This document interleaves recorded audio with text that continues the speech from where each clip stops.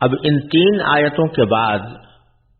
چوتھی آیت ہے ایاک نعبد و ایاک نستعین، جس کے معنی یہ ہے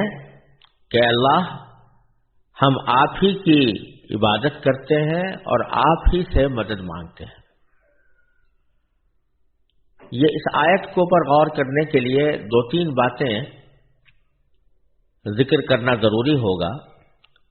ایک تو یہ کہ یہ پورے سورہ فاتحہ میں بالکل بیچوں بیچ کی آیت ہے، یعنی اس سے پہلے بھی تین آیتیں ہیں اور اس کے بعد بھی تین آیتیں ہیں، اور یہ ان آیتوں کے درمیان آئی ہے، ایاک نعبد و ایاک نستعین۔ دائیں طرف بھی تین اور بائیں طرف بھی تین آیتیں موجود ہیں، اور ان کے درمیان میں یہ جملہ ارشاد فرمایا گیا ایاک نعبد و ایاک نستعین۔ اس سے کچھ ایسا لگتا ہے کہ یہ سورہ فاتحہ کا بنیادی مرکز ہے اور اس کا وسط ہے، اس کا سینٹر ہے، اور اس سے پہلے کی جو آیتیں آئی ہیں وہ اور اس کے بعد کی جو آیتیں آ رہی ہیں وہ مل کر در حقیقت اس بنیادی حقیقت کی طرف انسان کو لے جانا چاہتی ہیں۔ اب تک کی جو تین آیتیں آئی تھیں اس میں الحمدللہ رب العالمین، الرحمن الرحیم، مالک یوم الدین، تینوں میں اللہ تعالی کی صفات کا بیان تھا۔ اب بندے کی زبان سے یہ کہلوایا جا رہا ہے کہ بندے کو یہ کہنا چاہیے کہ اے اللہ ہم آپ ہی کی عبادت کرتے ہیں اور آپ ہی سے مدد مانگتے ہیں۔ غور کیا جائے تو در حقیقت سورہ فاتحہ کا یہ مرکز ایک بندے کا اللہ تبارک و تعالی سے ایک معاہدہ کرا رہا ہے، ایک عہد کرا رہا ہے۔ عہد دو باتوں کا، ایک یہ کہ ہم عبادت صرف آپ کی کریں گے، کسی اور کی نہیں، اور دوسرے یہ کہ مدد ہم صرف آپ ہی سے چاہیں گے، کسی اور سے نہیں۔ تو دو لفظ استعمال کیے گئے ہیں، ایک عبادت اور ایک استعانت۔ تو عبادت کے لفظ میں ایک خاص مفہوم کی طرف اشارہ ہے اور استعانت میں ایک دوسرے مفہوم کی طرف اشارہ ہے۔ عبادت کے جو لفظ ہے اسی کو قرآن کریم نے انسان کی زندگی کا بنیادی مقصد قرار دیا ہے۔ چنانچہ سورہ ذاریات میں اللہ تبارک و تعالی نے ارشاد فرمایا کہ وَمَا خَلَقْتُ الْجِنَّ وَالْإِنسَ إِلَّا لِيَعْبُدُونَ، میں نے جنات اور انسانوں کو کسی اور کام کے لیے نہیں بلکہ صرف اس لیے پیدا کیا ہے تاکہ وہ میری عبادت کریں۔ اس طرح اللہ تبارک و تعالی نے قرآن کریم میں صاف صاف یہ بات واضح فرما دی کہ انسان کے اس دنیا میں آنے کا بنیادی مقصد اللہ تبارک و تعالی کی عبادت ہے۔ یہ ہے وہ بنیادی مقصد جس کے تحت انسان کو اس دنیا میں بھیجا گیا۔ عبادت کیا ہے؟ اس کے مفہوم میں عام طور پر افراط و تفریط واقع ہوتی ہے اور غلط فہمیاں پیدا ہوتی ہیں، اور اس کی وجہ یہ ہے کہ یہ عربی زبان کا جو لفظ ہے عبادت، یہ کسی اور زبان میں اپنے پورے اور مکمل مفہوم کے ساتھ ادا نہیں کیا جا سکتا۔ جب ہم اس عربی لفظ کا کسی اور زبان میں ترجمہ کرتے ہیں تو اس کا مفہوم بہت محدود ہو جاتا ہے۔ مثلا اردو یا ہندی میں اگر اس کا ترجمہ کیا جائے تو پوجنا ہوگا، فارسی میں کیا جائے تو پرستش ہوگا، انگریزی میں کیا جائے تو ورشپ ہوگا۔ یہ تینوں الفاظ در حقیقت عبادت کے وسیع مفہوم کو پوری طرح ادا نہیں کرتے، کیونکہ پوجنے میں یا پرستش میں یا ورشپ میں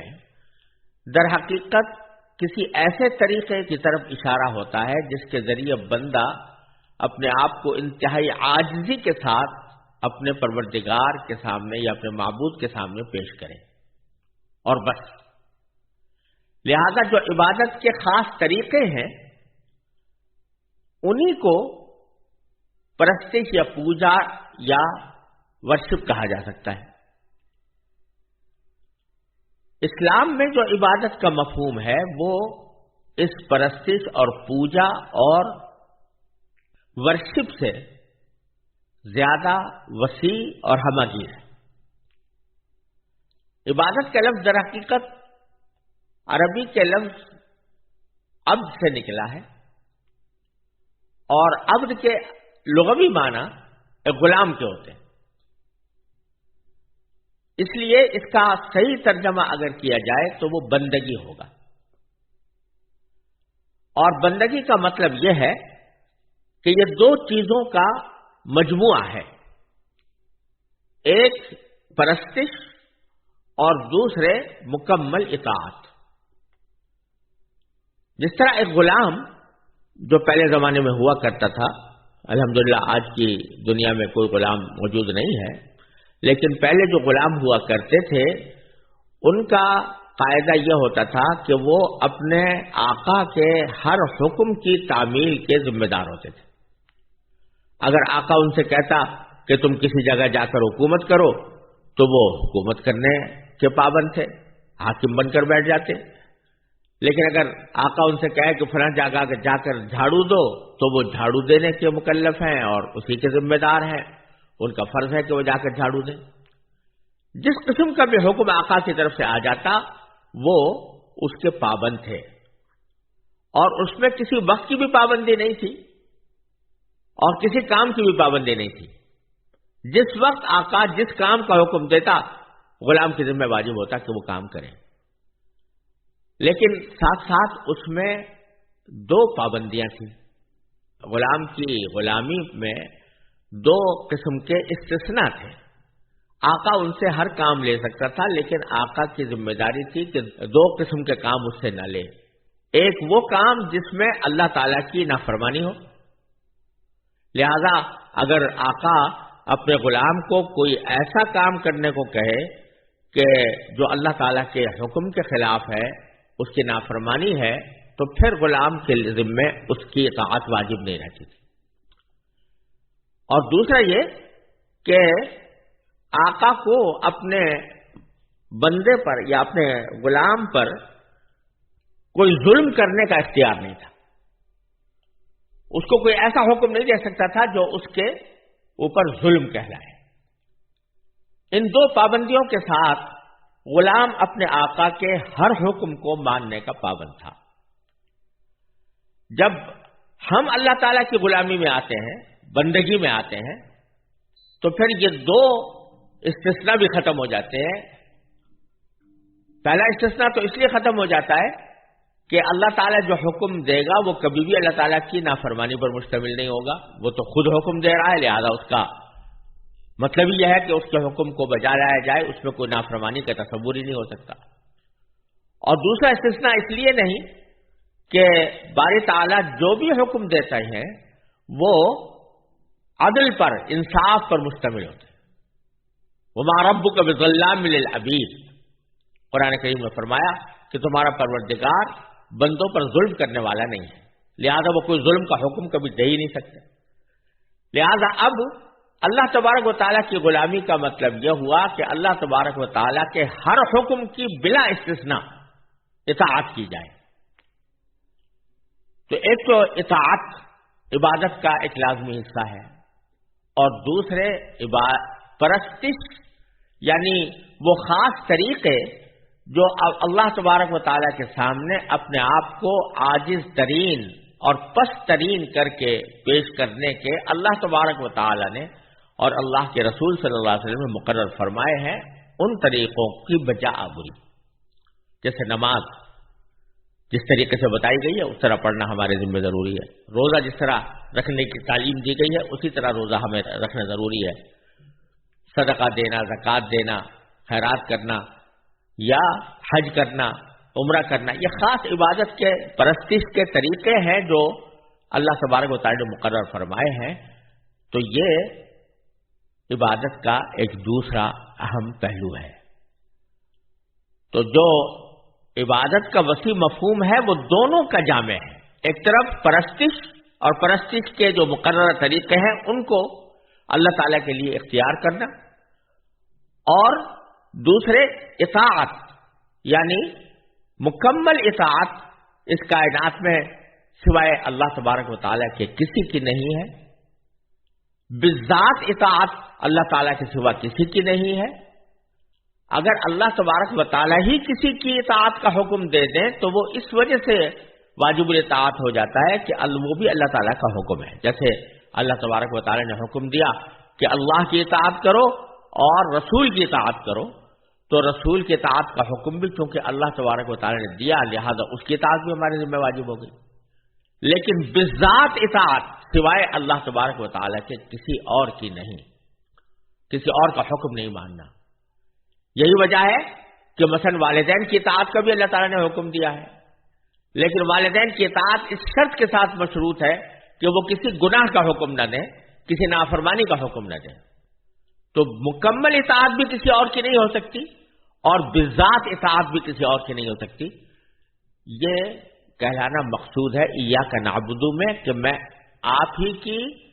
عبادت کرتا ہوں، یعنی اطاعت بھی کسی اور کی بالذات اور مستقل سمجھ کر نہیں کروں گا،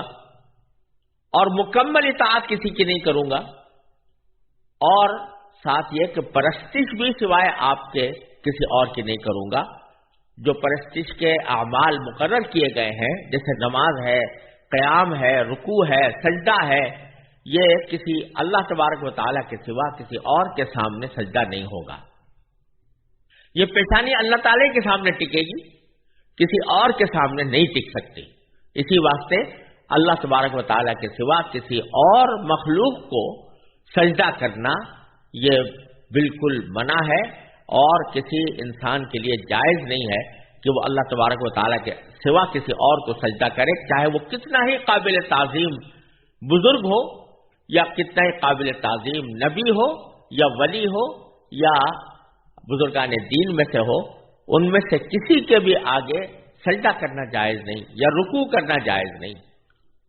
یا کوئی ایسا طریقہ اختیار کرنا جو پرستش کا طریقہ کہلاتا ہے وہ اختیار کرنا کسی کے لیے بھی جائز نہیں ہے سوائے اللہ تبارک و تعالیٰ کے۔ تو یہ کہلا کر ایاک نعبد کہلا کر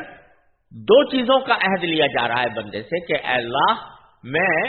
پرستش بھی آپ کے سوا کسی کی نہیں کروں گا، اور میں اطاعت مکمل اطاعت بالذات اور مستقل سمجھ کر بھی کسی اور کی نہیں کروں گا۔ جن مخلوقات کی اطاعت انسان کرتا ہے وہ بھی اس لیے کرتا ہے کہ اللہ تبارک و تعالیٰ نے اس کا حکم دیا، اگر اللہ تعالیٰ نے حکم نہ دیا ہوتا تو پھر اطاعت اس کی واجب نہ ہوتی۔ تو ایک عہد تو پہلے جملے میں یہ لیا گیا ہے بندے سے کہ عبادت میں آپ ہی کی کروں گا، اور عبادت میں دونوں چیزیں داخل ہو گئی، اطاعت بھی اور پرستش بھی۔ دوسرا جملہ یہ فرمایا گیا ایاک نستعین، یعنی مدد بھی ہم اے اللہ آپ کے سوا کسی اور کی نہیں چاہیں گے، کسی اور سے نہیں مانگیں گے۔ یہاں کسی کے ذہن میں یہ خیال پیدا ہو سکتا ہے کہ دنیا میں تو جب انسان رہتا ہے تو اس کو بعض اوقات دوسروں سے بھی مدد مانگنی پڑتی ہے، مدد لینی پڑتی ہے۔ فرض کیجئے کہ اگر آپ کو لباس پہننا ہے اور لباس کو سلوانا ہے اور آپ کو سلوانا نہیں آتا تو کسی درزی کی مدد کی ضرورت ہوگی۔ کوئی مکان تعمیر کرنا ہے تو مکان کی تعمیر کے لیے معمار کی مدد کی ضرورت ہوگی۔ کوئی بیماری لاحق ہو گئی ہے تو کسی معالج یا ڈاکٹر یا طبیب کے پاس جانا پڑے گا اور اس سے مدد لینی ہوگی۔ تو سوال یہ پیدا ہوتا ہے کہ جب ہم اتنے لوگوں سے یہاں دنیا میں مدد لے رہے ہیں تو پھر یہ دعویٰ جو کیا جا رہا ہے کہ اللہ ہم آپ کے سوا کسی کی مدد نہیں چاہیں گے، کسی سے مدد نہیں مانگیں گے، اس کا پھر کیا مطلب ہوا؟ تو اس کا جواب یہ ہے کہ دنیا میں ہم جن جن لوگوں سے کوئی مدد مانگتے ہیں وہ اس لیے نہیں مانگتے کہ یہ کارساز ہیں ہمارے، یا قادر مطلق ہیں، ان کو قدرت مطلقہ حاصل ہے، بلکہ ایک ظاہری سبب کے طور پر ہم ان کی مدد کو اختیار کرتے ہیں۔ اگر فرض کیجئے آپ کسی ڈاکٹر کے پاس علاج کرانے کے لیے جا رہے ہیں اور اس کی مدد لے رہے ہیں، تو ایک مسلمان کا عقیدہ یہ نہیں ہوتا کہ یہ ڈاکٹر شفا دے گا،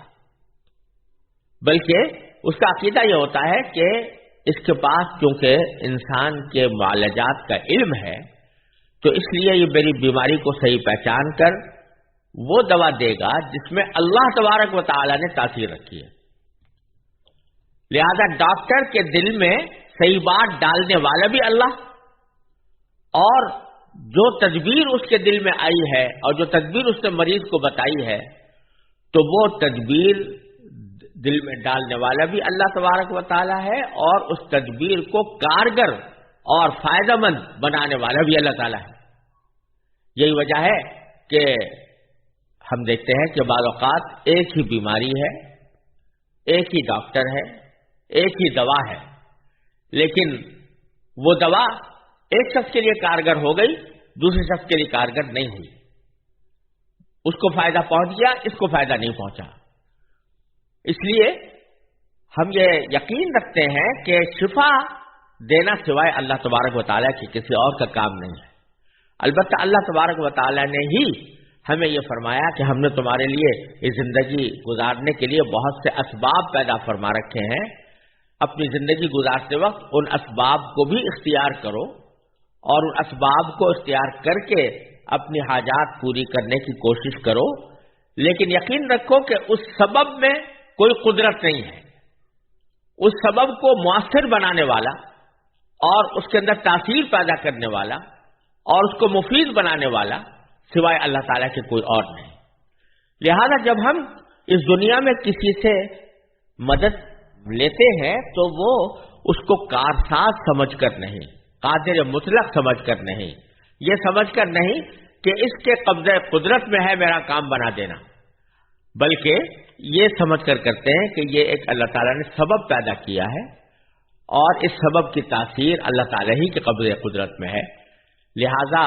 جب یہاں کہہ رہے ہیں کہ ایاک نستعین، اے اللہ ہم آپ کے سوا کسی کی مدد نہیں چاہتے اور نہ آپ کے سوا کسی کی مدد مانگتے ہیں، تو اس کا مطلب یہ ہوتا ہے کہ اللہ آپ کے سوا کسی اور کو اپنا کارساز، اپنا مشکل کشا، اپنا حاجت روا اور قادر مطلق سمجھ کر ہم کسی اور سے مدد نہیں مانگیں گے۔ ہاں، جن لوگوں سے مدد مانگنے کا خود آپ نے یا تو حکم دیا ہے